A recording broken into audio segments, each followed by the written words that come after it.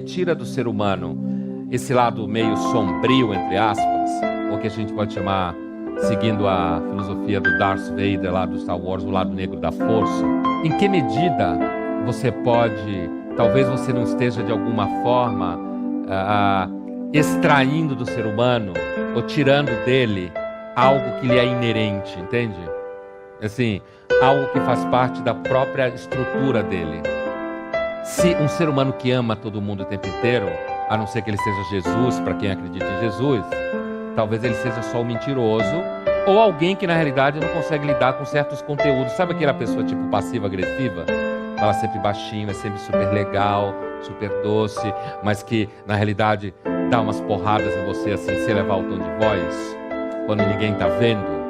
Será que não existe também algum tipo de transtorno quase psicológico? Qualquer psicóloga sabe disso. Criança tem que botar raiva para fora, sabe? Papo básico, né? É papo básico esse. Tem que chutar de vez em quando porta, né? Quebrar coisa. Para não quebrar a cara de uma pessoa, de repente você quebra uma coisa. Tanto que tem empresas que resolvem isso fazendo uma sala para você chutar almofada. Que é uma brincadeira, né? Você quer chutar a cara do chefe, você chutar almofada, né?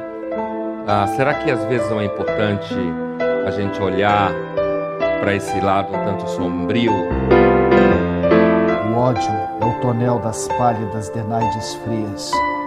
Por mais que da vingança o braço rubro e forte derrame-lhe as entranhas ermas e sombrias, baldes cheios de sangue, lágrimas da morte, o diabo lhe abre furos nunca imaginados, que verteriam séculos de esforço e suor, mesmo que a vida ela trouxesse os condenados para o corpo infligir-lhes castigo maior. O ódio é um ébrio perdido ao fundo da taverna, que sente sua sede emergir do licor e ali multiplicar-se qual hidra de lerna. Mas quem bebe feliz verá seu vencedor, e ao ódio resta apenas a amarga certeza de saber que jamais dormirá sob a mesa. Uma das razões que a gente odeia é porque a gente tem medo. Tem medo do que você não conhece. Não adianta dizer que não tem, não, porque é mentira, tem. Tem medo do que não conhece.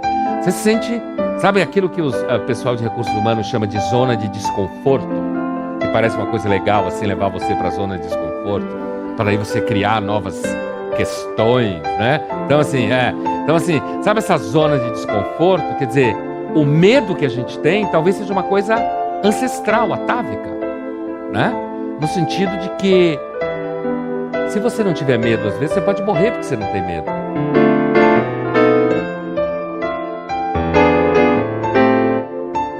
A ideia de que basta você educar, sabe, as pessoas, quer dizer, uma boa professora, uma boa mãe, um bom pai, um bom governo vai fazer com que as pessoas se amem e deixem de se odiar? Talvez não. Tem um sociólogo francês chamado Alain Touraine, muito importante na França, que ele tem uma ideia interessante que é o seguinte: a democracia, na realidade, ela é um regime que opera sempre em tensão. Porque a democracia é o regime que busca institucionalizar as raivas, os ódios, as diferenças, os conflitos. Ao invés de você se matar, você põe os advogados para se matarem. Entendeu? Quer dizer, você briga dentro do espaço da lei, né? Os partidos se odeiam, né? Os partidos fazem seus... o problema é quando os partidos começam a se amar e deixam a gente do lado de fora também, né? Que isso também pode acontecer. Mas assim, na questão da representatividade, como se fala em política, a democracia é um regime que busca exatamente criar caminhos para que esses conflitos inexoráveis entre os seres humanos encontrem um certo fluxo que não vire conflito físico. É melhor quando você se odeia institucionalmente, é melhor quando você se odeia juridicamente, do que quando você se odeia fisicamente e materialmente. Essa é uma ideia muito importante na filosofia política. Se você tem mecanismos institucionais para organizar as tensões podem ficar só institucionais ou permanecer institucionais durante mais tempo.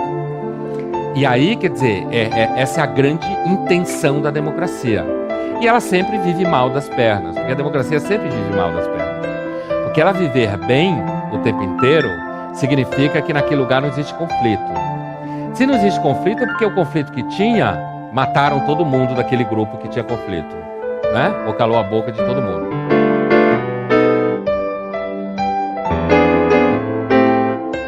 Se a teoria da seleção natural está certa, né? Assumindo que ela seja uma teoria razoável, que pelo menos parte do mundo, digamos, culto, científico, aceita como sendo uma teoria razoável, se ela está certa, então é provável que essa capacidade que o ser humano tem de fazer guerra de vez em quando, ou de odiar, ela é tão essencial, ou foi tão essencial para a adaptação da espécie, quanto a capacidade que o ser humano tem de amar. Essa filósofa russa chamada Ayn Rand, R-A-N-D, ela tem uma birra do cristianismo, uma birra assim, era uma ateia, anticomunista e ateia, muito radical. Por isso ela foge para os Estados Unidos. Ela tinha uma birra do cristianismo, porque ela dizia que o cristianismo, ao dizer que você tem que amar todo mundo, na realidade, faz uma espécie assim de... Como é que é a expressão? Faz uma espécie assim de terra arrasada, de destruição das diferenças entre pessoas que de repente merecem ser amadas e outras não. Quando você acha que tem que amar todo mundo, é como se não existissem diferenças entre as pessoas.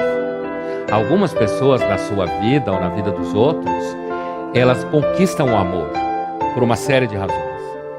E algumas pessoas não conquistam o amor, conquistam o ódio. A ideia de que você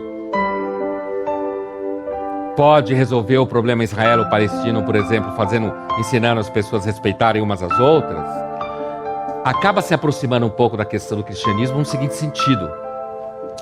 Essa herança que a gente tem do século XVIII, de que a gente vai resolver tudo politicamente, ou de que dá para continuar o tempo inteiro dizendo que todo mundo pode se amar e se respeitar, essa teoria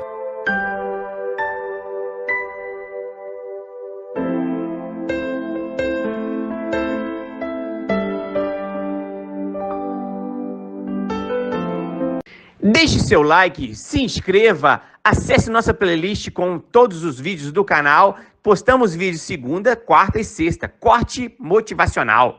Descubra sua personalidade com o teste Pensax. Faça o teste grátis e comece sua jornada de autoconhecimento.